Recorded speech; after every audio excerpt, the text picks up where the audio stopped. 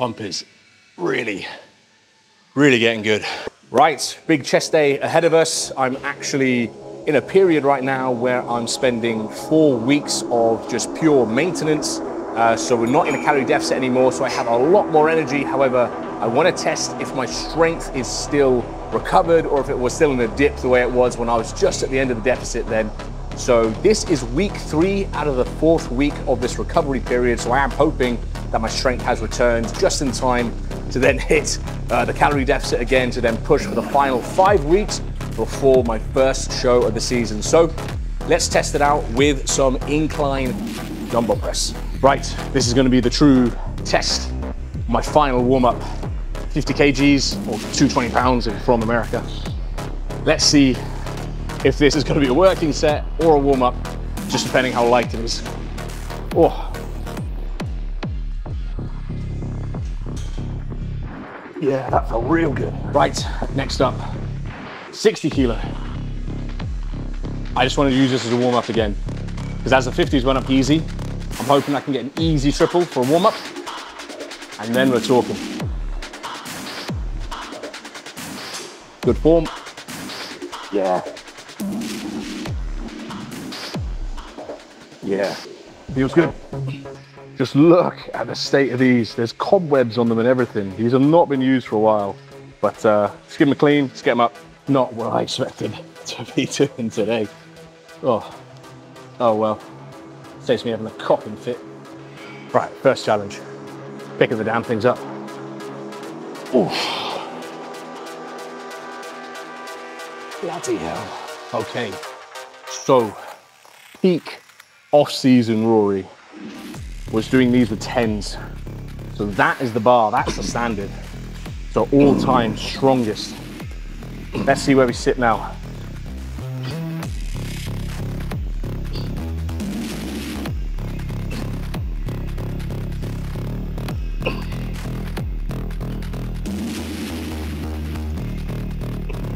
Fuck, it's getting hard. Yeah. Ah. 7, not too bad. Not too bad, I'll take it. Considering I am deep into prep at this stage. Right, pump cover's gone. So let's go drop back down to the 60s, see if I can get a set of 8 to 10 on this. We're only gonna be doing 3 sets total for every exercise today, 4 exercises for chest, and we're gonna finish on some abs. So let's get these 60s back up, and hopefully I don't destroy my microphone. Oh.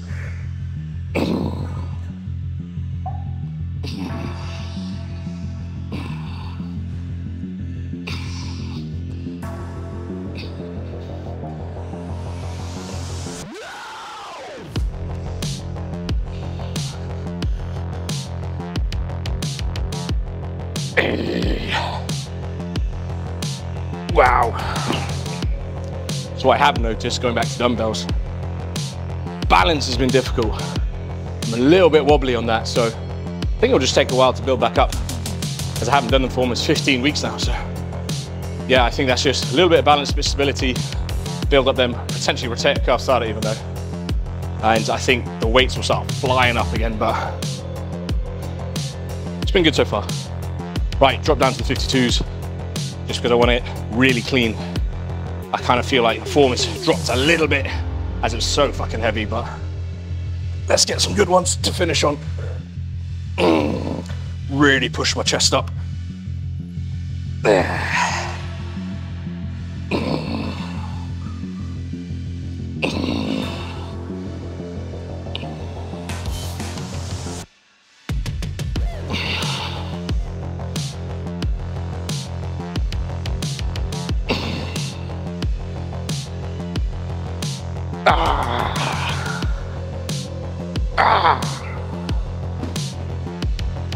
My waist trainer just exploded. I'll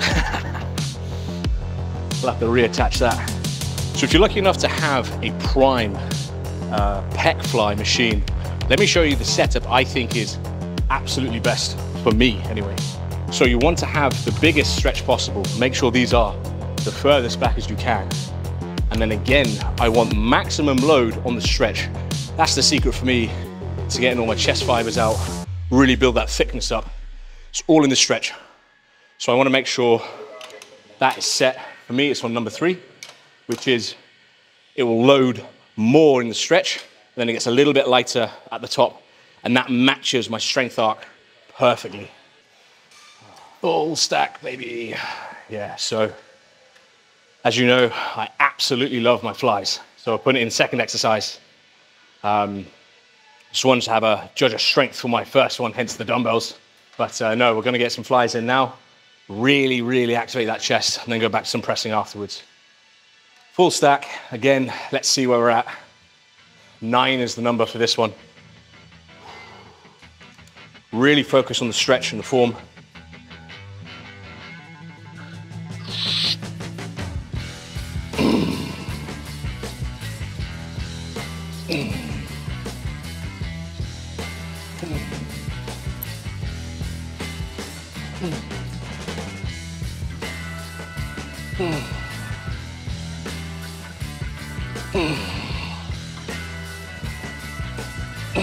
This is where you want to start cheating. Really struggle. Yes.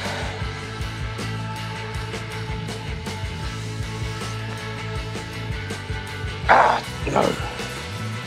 Still happy with it. Okay. This is the hard part about getting in when the maximum, we said it's the maximum stretch. You got a bloody stretch to get in. Okay. So lift off.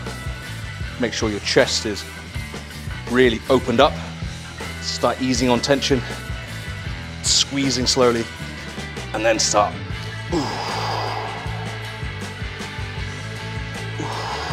Always try to keep your chest up. You don't want to cave in like this. Or front delt if you do that. Keep your chest up, scapula somewhat together, shoulders to press down, your front delt pointing up, maximum engagement in your pecs. I fucking lost count, but it doesn't matter. You just go to failure.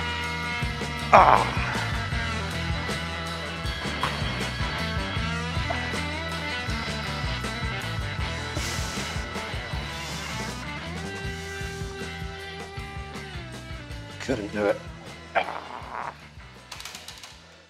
That's where you want to really resist the cheating and not throw yourself forward like you saw me do on the penultimate rep there.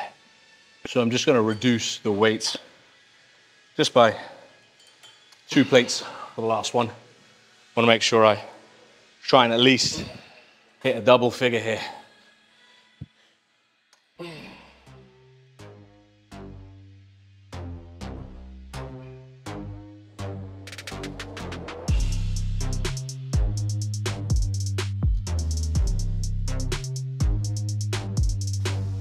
Fuck, come on.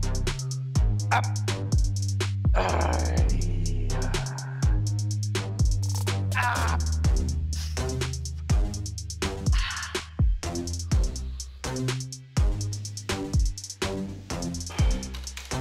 We got a 9 and 2 partials. Wasn't the double figure I wanted, but at least we're training hard, training to failure. Yeah. Let's get some pressing going. Right, I'm a big fan of this Panatta seated, converging, slight decline press. That was a mouthful. But if you see here, but let's just fucking do a set. You'll see what I mean. Gotta really lock your shoulders down in place. You don't want them to rise up on this. That will really mess up your shoulders. Keep your chest up high, even though it's a decline. Keep your elbows, in my opinion, under your shoulders. So the camera ran out of memory there. That finally got into the double figures. I hit a 12. So I'm gonna keep it at this weight. Next set, expecting to probably get a 10. I'll probably keep it again at the same weight to then finish on an 8. So this is the perfect weight for me. And I like doing it that way as well. I don't always have to go down in weight, but if I get slightly over the predicted number, I'll keep it and then hit it for the second set and potentially the third set. So I'll go down in reps instead of down in weight, just because naturally, of course, you're gonna drop off in strength. If you don't drop off in strength, in my opinion, you hadn't worked hard enough. You should always be slightly weaker on your second set, unless you're warming up into a top set. Or if you're pyramiding up, that's different. You're not going to failure. But if you think you hit failure, your second set, you should always be a little bit weaker. Oh.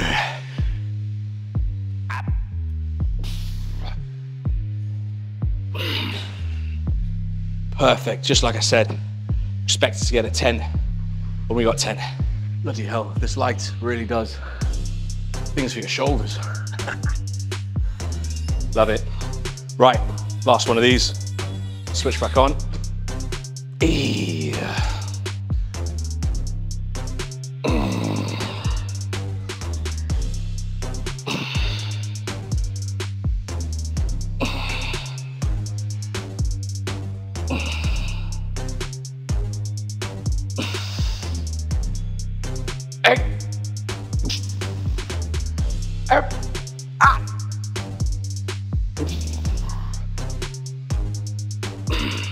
Squeeze out an extra there. Got the 9, happy with that. So the final exercise for chest is gonna be this fly press hybrid thing. Just a little bit of upper chest here. You'll see what I mean when I get into it. It is a fly, I guess, with just a little bit more bent elbows. But the key is to stretch. Really stretch at the bottom, and then it's wide enough that you get a real good contraction at the top too. So engage, stretch it out, and then we come in here. Oh. So that's what I mean. More of a bend, bigger stretch, but it feels like a fly because they're set so wide. Ooh. So I'm always constantly, fucking hell, bench lift. I'm always constantly thinking of my elbow path. I want my elbows to get as deep as possible and as close together as possible. It's not about wrists. So my elbows drive them down deep and then bring them up. Almost try to get them to meet before my front delt takes over. So at this stage, it was getting quite busy and the music was just pumping too loud and messed up the audio. So I'll just talk you through it now. I like using the assisted pull-up machine, and as you see, I use the knee pads as a back brace for this, and it really does stretch out your abs to get maximum ROM, and I found this made a huge difference for my ab development. You can really see my spine bend around the pad there, and then you can get just a great contraction, because to contract and engage your abs properly, you need to be bending at the spine, not bending at the hips. If you're bending at the hips, you're using hip flexors, not your abs. So this really does help with that contraction, and just, like I said, gives you the maximum ROM for when it comes to ab training. I always do leg lifts, and it's 4 sets of 15. By my last set, even though I didn't record it here, I will end up doing tucked leg raises just because I can't do them straight-legged. I don't have the power left in my abs to do so, and being tucked, if you think about the mathematics behind that, it's actually less weight to put through your abs. So it's kind of like a drop set. And that is everything for this video. If you liked what you just watched, please go ahead and actually hit the like button. Any questions, leave them in the comments section and I'll hopefully get around to answering them as soon as I can. But guys, thank you so much for watching, and I'll catch you guys next time.